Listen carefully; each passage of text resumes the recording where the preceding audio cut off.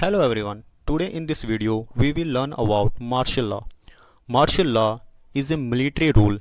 It is known that when the civil administration is not able to tackle with the situation arisen, then martial law is imposed in that area. Actually, martial law is governed by their own rules and regulation that is framed outside the ordinary law, and also it suspended the ordinary law as well as the government by the military tribunals, and it is imposed under the extraordinary circumstances like the war, invasion, insurrection, rebellion, riots, and any violent resistance that is dangerous for the maintaining the law and order. To restore the law and order, it is imposed. And also martial law provides the abnormal powers including the imposing restriction and regulation on the rights of the civilian like fundamental rights, and also can punish the civilians and even condemn them to death. So that is the definition of the martial law. Now we will see the how martial law is different from the national emergency.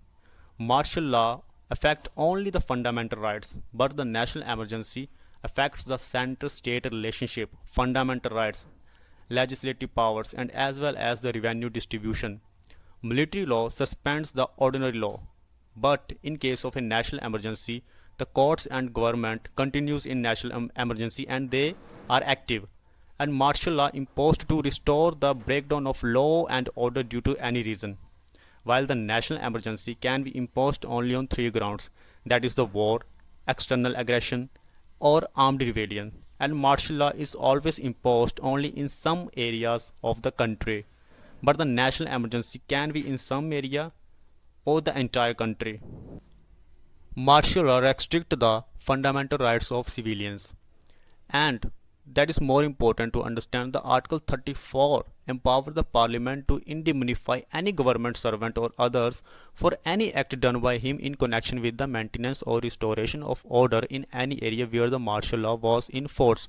It means during the martial law, any act done by the servant, any government servant, so that is indemnified by the Parliament, means it provides the immunity to the government servant.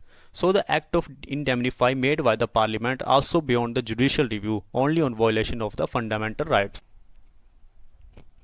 Actually, it is imposed during the British rule to counter the freedom struggles activities, but after the independence of 1947 it has never been imposed.